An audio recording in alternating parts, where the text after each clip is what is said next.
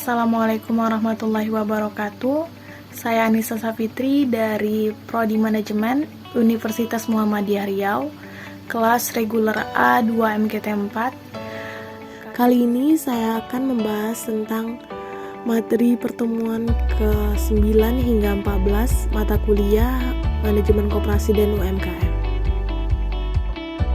Baiklah, langsung saja kita masuk ke materi pertemuan ke-9, yaitu tentang sisa hasil usaha koperasi. Menurut pasal 45 ayat 1 Undang-Undang Nomor 25 Tahun 1992, sisa hasil usaha koperasi memiliki pengertian sebagai pendapatan koperasi yang diperoleh dalam 1 tahun buku dikurangi biaya, penyusutan, dan kewajiban lainnya termasuk pajak dalam tahun buku yang bersangkutan.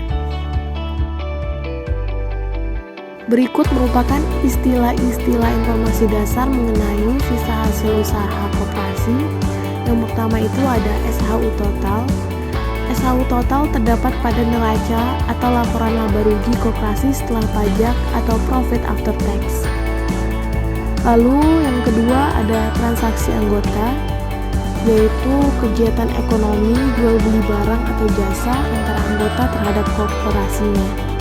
Lalu yang ketiga ada partisipasi modal, merupakan kontribusi anggota dalam memberi modal koperasinya atau sebagai bentuk simpanan pokok, simpanan wajib, simpanan usaha, dan simpanan lainnya.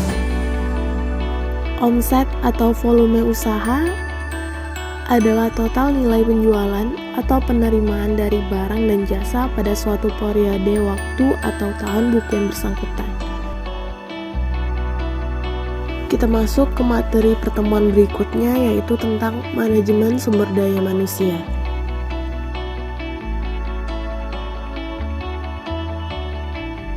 Menurut Wendell Franz, manajemen sumber daya manusia merupakan suatu penarikan, seleksi, pengembangan, penggunaan, dan pemeliharaan sumber daya manusia oleh suatu organisasi.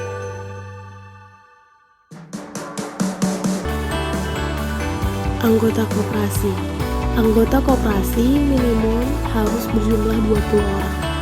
Latar belakang anggota biasanya tidak sama, baik pendidikan, sosial ekonomi, kepercayaan, maupun tanggungan keluarga.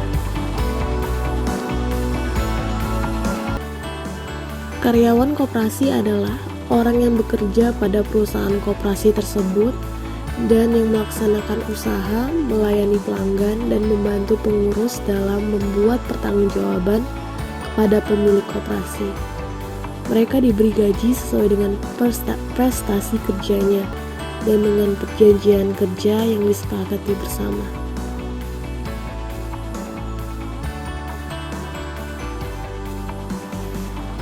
Manajer koperasi adalah orang yang memegang jabatan tertinggi dari semua karyawan koperasi, di mana dia bekerja sesuai dengan perjanjian yang telah disepakati dengan pengurus. Karena manajer adalah pemimpin dari semua karyawan. Kita lanjut materi pertemuan berikutnya, yaitu tentang kepemimpinan.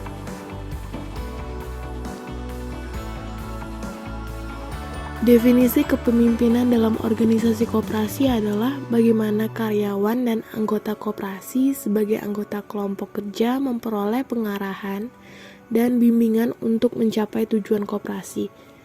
Tanpa kepemimpinan yang baik, tujuan individu atau karyawan tidak pernah bersinggungan dengan tujuan koperasi. Ada 4 tipe gaya kepemimpinan menurut Hersey dan Blanchard.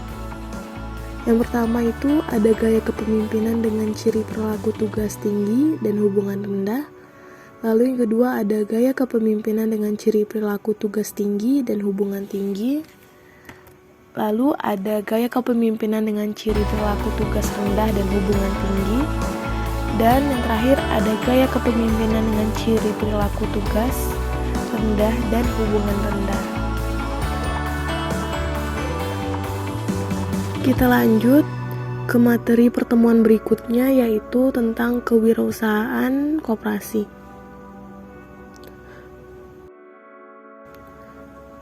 Kewirausahaan adalah suatu nilai yang diwujudkan dalam perilaku yang dijadikan dasar sumber daya tenaga penggerak, tujuan, siasat, kiat, proses, dan hasil bisnis.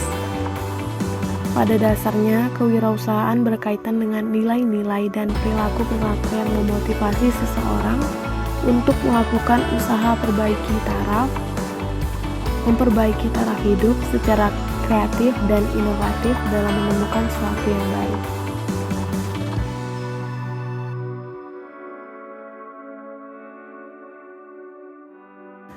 Nilai kewirausahaan. Nilai pertama yaitu percaya diri. Artinya, sikap dan keyakinan seseorang dalam melaksanakan dan menyelesaikan tugas-tugasnya. Lalu nilai yang kedua yaitu berorientasi tugas dan hasil. Artinya selalu mengutamakan nilai-nilai motif berprestasi, berorientasi pada hasil ketekunan dan ketabahan tekad kerja keras, mempunyai dorongan kuat, energik dan berinisiatif. Lalu nilai yang ketiga yaitu berani mengambil resiko. Wirausahawan adalah orang-orang yang lebih menyukai usaha yang menantang untuk mencapai kesuksesan atau kegagalan ketimbang usaha yang kurang menantang. Lalu nilai yang keempat, kepemimpinan. Artinya seorang wirausaha memiliki sifat-sifat kepeloporian, keteladanan, tampil beda dan lebih menonjol.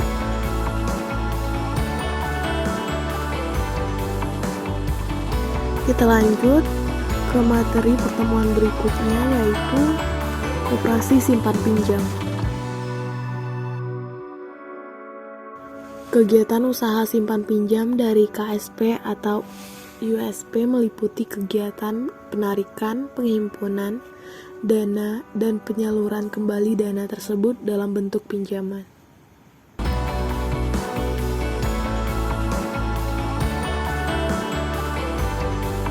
Penghimpunan dana adalah usaha untuk mengumpulkan dana dari berbagai sumber, baik dari anggota maupun pihak lain. Dana dari berbagai sumber tersebut dapat berupa utang atau kekayaan bersih, yang termasuk sumber berupa utang yaitu tabungan, simpanan berjangka, pinjaman yang diterima, dan modal tidak tetap. Terdapat beberapa jenis simpanan. Yang pertama itu ada simpanan pokok atau KSP. Simpanan pokok merupakan sejumlah uang yang sama banyaknya atau sama nilainya yang wajib dibayarkan oleh anggota kepada koperasi pada saat masuk menjadi anggota. Dan simpanan pokok tidak dapat diambil selama yang bersangkutan menjadi anggota. Lalu yang kedua ada simpanan wajib. Simpanan wajib adalah sejumlah simpanan tertentu yang tidak harus sama, wajib dibayar oleh anggota kepada koperasi dalam waktu dan kesempatan tertentu. Simpanan wajib tidak dapat diambil selama yang bersangkutan menjadi anggota. Lalu ada tabungan koperasi. Tabungan koperasi adalah simpanan pada koperasi yang penyetorannya dilakukan berangsur-angsur dan penarikannya hanya dapat dilakukan oleh anggota yang bersangkutan dan kuasanya dengan menggunakan buku tabungan koperasi setiap saat pada hari kerja koperasi.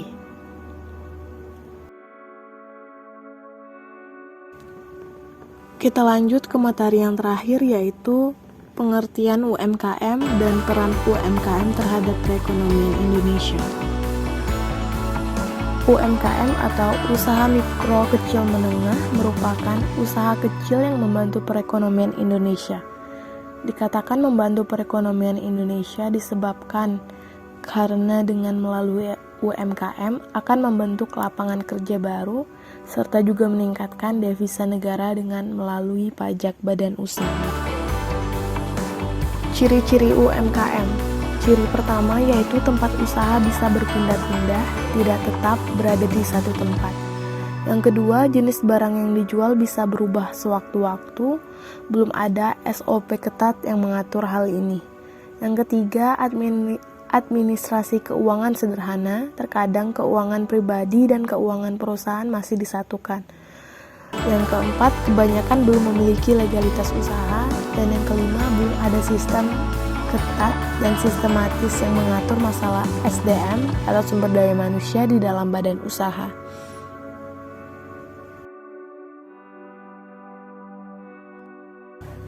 Terdapat jenis-jenis UMKM atau usaha mikro kecil menengah. Jenis pertama yaitu kuliner. Kuliner merupakan suatu usaha yang bergerak dalam segala macam bidang makanan dan minuman. Kuliner tersebut dapat dijadikan sebagai UMKM jika usaha penjualan makanan itu masih dalam lingkup UMKM yang mengutamakan penjualan dalam jumlah mikro atau kecil. Lalu yang kedua ada fashion dan kosmetik. Fashion merupakan suatu usaha di bidang pakaian, di mana salah satu dari kebutuhan pokok manusia ialah pakaian. Usaha fashion ini merupakan usaha yang menjanjikan sebab karena tiap-tiap orang membutuhkan pakaian. Lalu yang ketiga, agribisnis. Agribisnis merupakan suatu usaha yang bergerak di bidang pertanian. UMKM menjalankan mengenai agribisnis ini umumnya menjual pupuk, bibit tanaman, pestisida, serta lain-lain. UMKM agribisnis tersebut juga biasanya terdapat di pedesaan yang mempunyai lahan pertanian dalam jumlah yang cukup banyak dan